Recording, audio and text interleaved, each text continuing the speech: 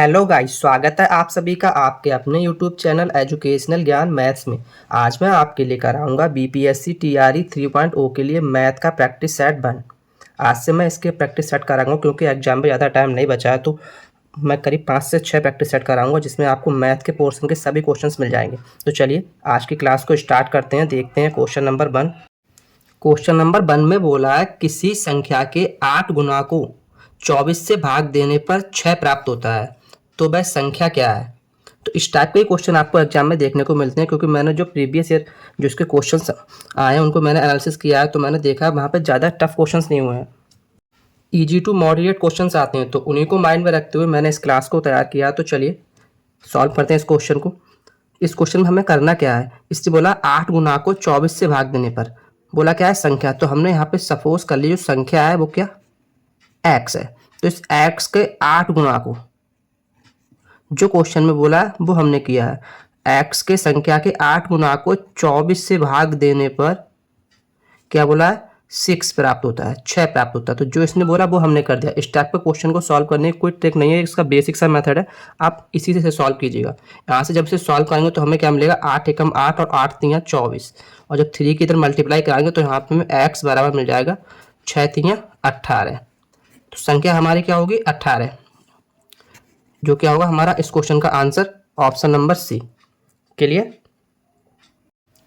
Next question number 2 में बोला है यदि 76 को 4 भागों में 7:5:3:4 के अनुपात में बांटा जाना हो तो सबसे छोटा भाग क्या होगा, ये हमें फाइंड करना है। ये एक अच्छा क्वेश्चन है और इस टाइप का क्वेश्चन एग्जाम में आता है। तो चलिए इस क्वेश्चन को सॉल्व करने की हम ट्रिक करते हैं। क्या इसकी ट्रिक है, इस टाइप के क्वेश्चन में हम ये देखते हैं उसने हमसे पूछा क्या है, उसने पूछा सबसे छोटा भाग, तो इन सब में सबसे छोटा भाग क्या है 3।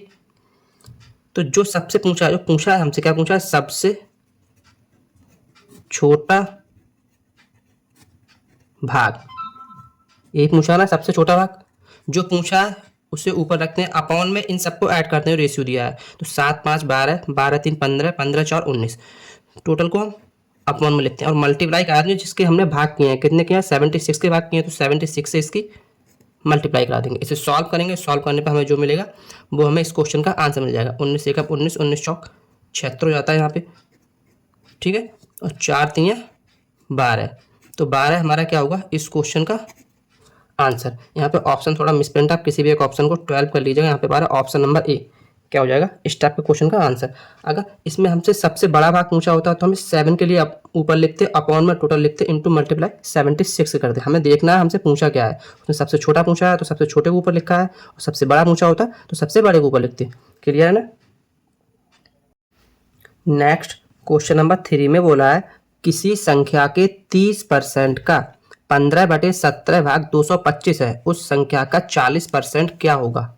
ठीक है, तो चलिए इस क्वेश्चन को सॉल्व करते हैं। यहाँ पे उसने संख्या बोला है तो संख्या हमने सपोज कर ली x है, इस संख्या का 30%, 30 जब परसेंटेज हटाएंगे तो अपॉन में 100 आ जाएगा। क्लियर।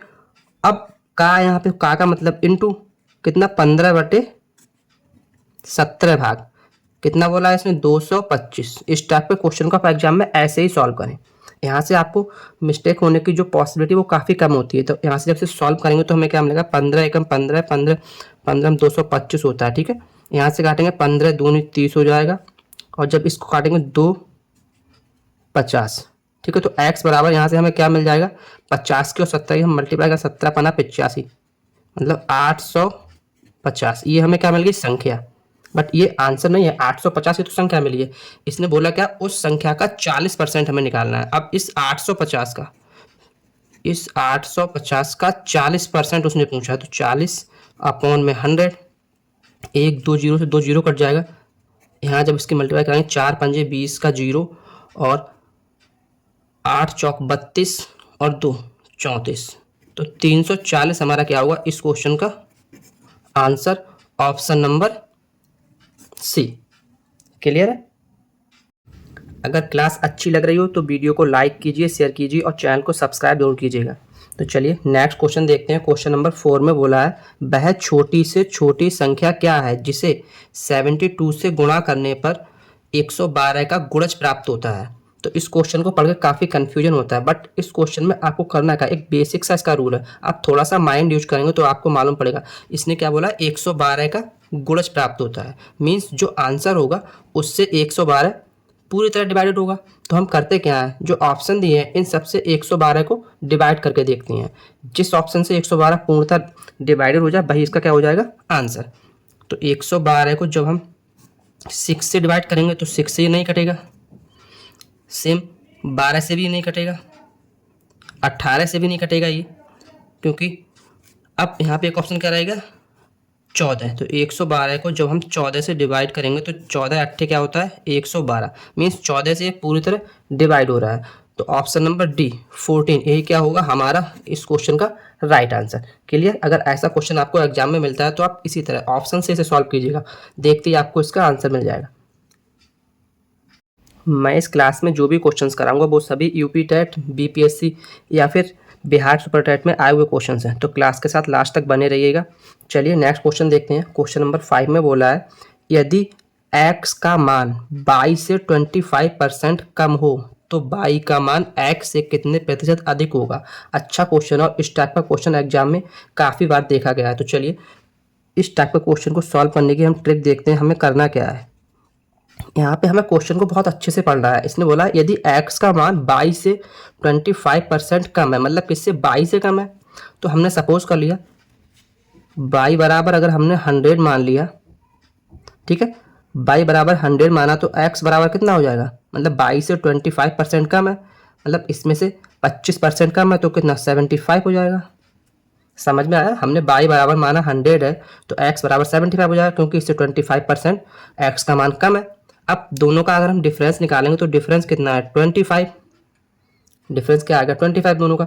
आगे इसने बोला क्या है, तो y का मान x से कितने प्रतिशत अधिक है। यहाँ पे हमें क्वेश्चन बहुत ध्यान से पढ़ना है।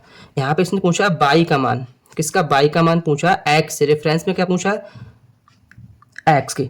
तो कितना अधिक है, 25 अधिक है, किसके रेफरेंस में।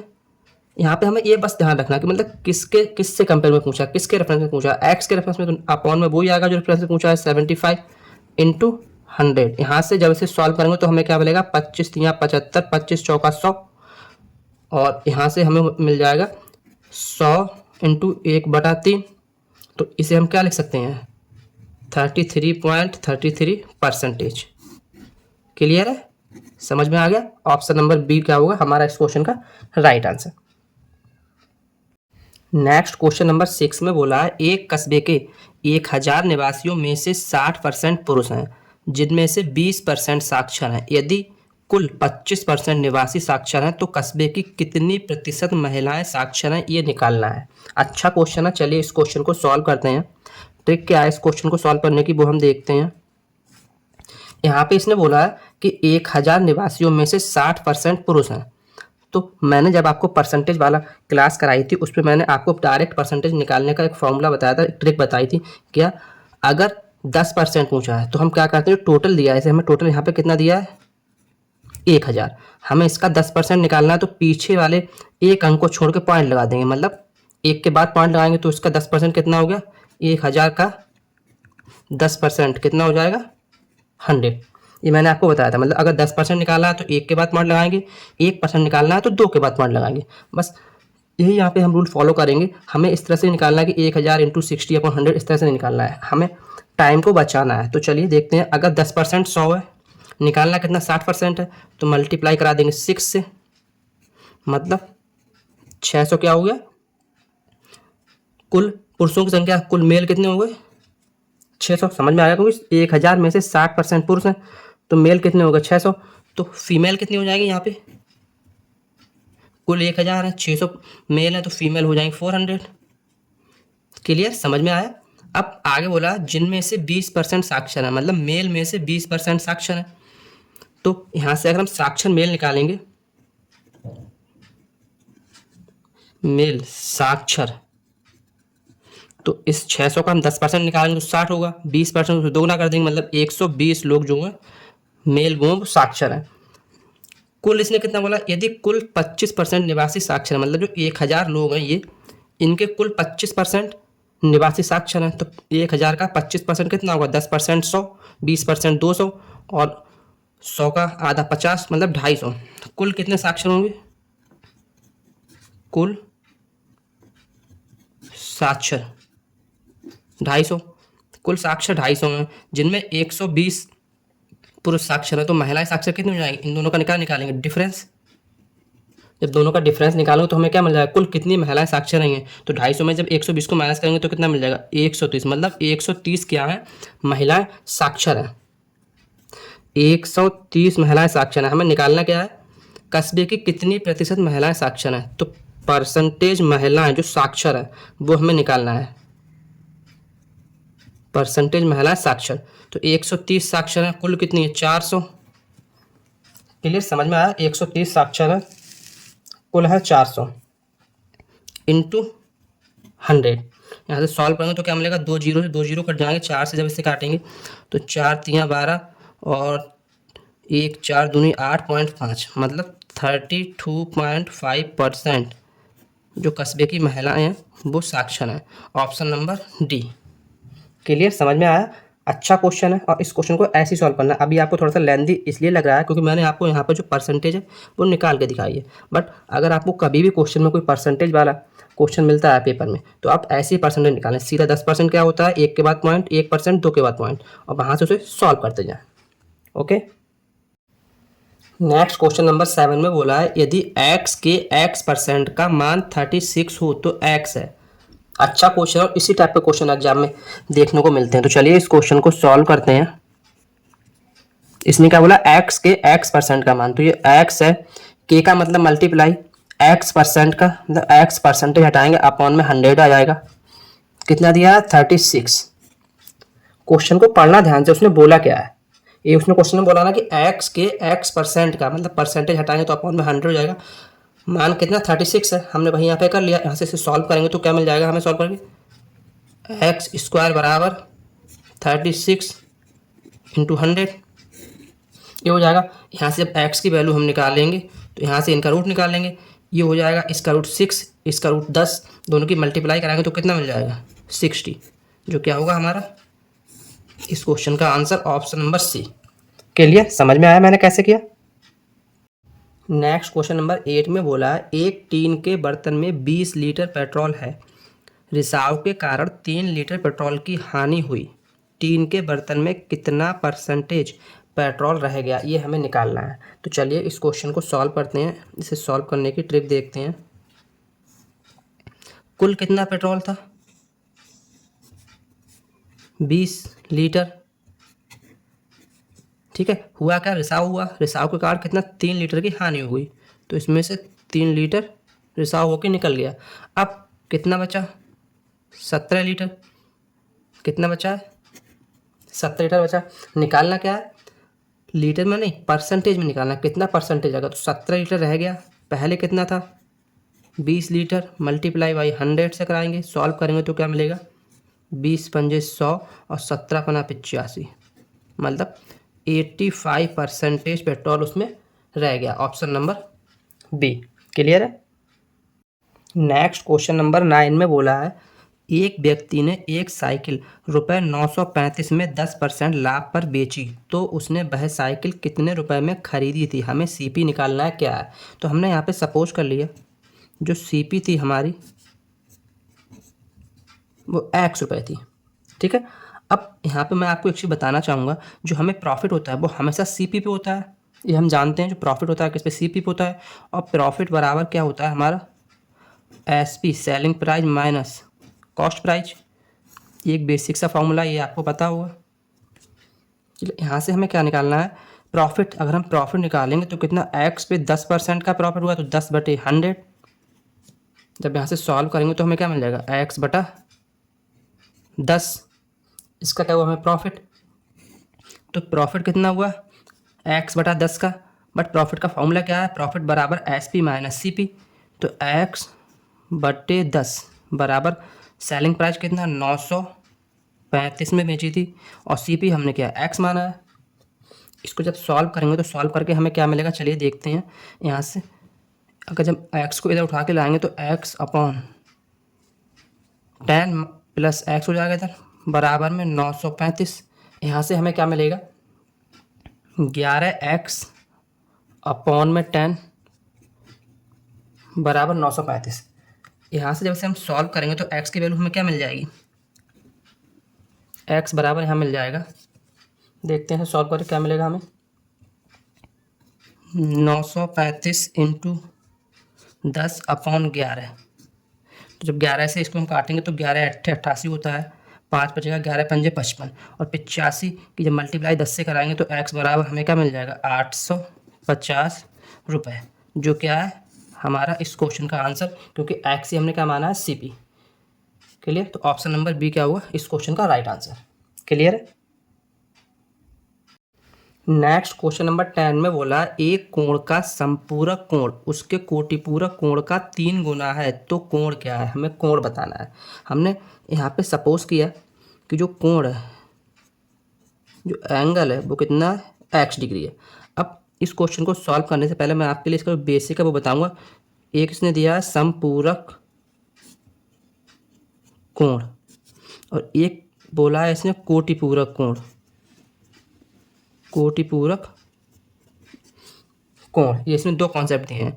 तो यहाँ पे मैं आपको बताना चाहूँगा संपूरक कोण क्या होता है। जैसे x डिग्री है तो इस x डिग्री का जो संपूरक कोण होगा वो होगा 180 डिग्री माइनस x। क्यों होगा, संपूरक कोण वो होते हैं जिनको ऐड करने पर सम करने पर हमें 180 मिलता है। अब हम इन दोनों को अगर सम करेंगे तो हमें कितना 180 मिल जाएगा। तो x डिग्री का संपूरक कोण 180 डिग्री, 180 डिग्री माइनस x, और कोटिपूरक कोण इस x डिग्री का हो जाएगा 90 डिग्री माइनस x। समझ में आया। संपूरक कोण क्या होता है, जिनको ऐड करने पर 180 मिल जाए, और कोटिपूरक कोण वो होता है जिनको ऐड करने पर 90 डिग्री मिल जाए। अब क्वेश्चन को पढ़ते इसने बोला कि संपूरक कोण उसके कोटिपूरक कोण का 3 गुना है, मतलब ये तो 3 गुना है तो इसको हम 3 गुना कर देंगे, दोनों को बराबर करेंगे और सॉल्व करेंगे, क्या मिलता है तो 180 डिग्री माइनस एक्स, यहाँ मिल जाएगा 270 डिग्री, क्योंकि 90 3 270 हो जाएगा, 270 डिग्री माइनस 3x। जब यहाँ से हम इसे सॉल्व करेंगे तो जब 3x को इधर उठा के लाएंगे तो ये हो जाएगा 2x, और जब 180 को 270 में से माइनस करेंगे तो यहाँ मिल जाएगा 90 डिग्री। ठीक है। x की वैल्यू यहाँ से निकालेंगे तो कितनी मिल जाएगी 45 डिग्री। यही तो हमें निकालना है, कोण ही तो हमें निकालना है। तो ऑप्शन नंबर बी क्या होगा हमारा इस क्वेश्चन का राइट आंसर। इस क्वेश्चन को सॉल्व करने से पहले हमें ये जो कॉन्सेप्ट है संपूरक कोण और कोटिपूरक कोण, इसका कॉन्सेप्ट हमारे माइंड में होना चाहिए, इसलिए मैंने आपके लिए बताया है। क्लियर। नेक्स्ट क्वेश्चन नंबर 11 जो दिया है ये मैंने एक थ्योरेटिकल क्वेश्चन लिया है, क्योंकि ये भी क्वेश्चन काफ़ी बार एग्जाम में देखने को मिला है। किसी त्रिभुज में दो भुजाओं की लंबाई का योग सदैव होगा। ये अच्छा क्वेश्चन है। तो इस क्वेश्चन को सॉल्व करने से पहले मैं आपको एक कॉन्सेप्ट बता रहा हूँ। हम कोई ट्राइंगल कब बना सकते हैं, ये कोई ट्राइंगल है, त्रिभुज है कोई, इसको बनाने की क्या कंडीशन होती है, तो उसकी कंडीशन तो काफ़ी होती है, बट मैं आपको जो इस क्वेश्चन में कंडीशन लग रही है वो आपको बता रहा हूँ। अगर ये ए है, ये बी है, ये सी है, तो कंडीशन ये होती है जो सी है हमारा, ये सॉरी जो सी है हमारा ये छोटा हो ए प्लस बी से, मतलब कंडीशन क्या है, जो सी है जो एक भुजा है वो किन्हीं दो भुजाओं के योग से छोटी हो, या फिर किन्हीं दो भुजाओं का योग तीसरी भुजा से बड़ा हो, ये कंडीशन होती है। तो इसमें हम देखते हैं ये जो ऑप्शन दिए हैं इस कंडीशन को किसमें फॉलो किया जा रहा है, तीसरी भुजा से छोटा हो, नहीं यहाँ पे बड़ा है, तीसरी भुजा से बड़ा हो। हाँ, ऑप्शन नंबर बी क्या हो जाएगा हमारा इस क्वेश्चन का राइट आंसर। किन्हीं दो भुजाओं का योग जो हो तीसरी भुजा से बड़ा हो, तो उस कंडीशन में हम त्रिभुज बना सकते हैं। क्लियर है। तो आज के लिए इतना ही, मिलते हैं कल एक और शानदार क्लास के साथ। मैंने ज़्यादा लेंथी क्लास नहीं की है, आपको 10 या 11 क्वेश्चंस कराए हैं जो एग्जाम के पर्पज़ से काफ़ी इंपॉर्टेंट है। तो एग्ज़ाम से पहले आप एक बार इस क्लास को देखकर जरूर जाएं, ये आपको एग्ज़ाम में काफ़ी हेल्पफुल होगी। तो चलिए आज के लिए इतना ही, थैंक्स।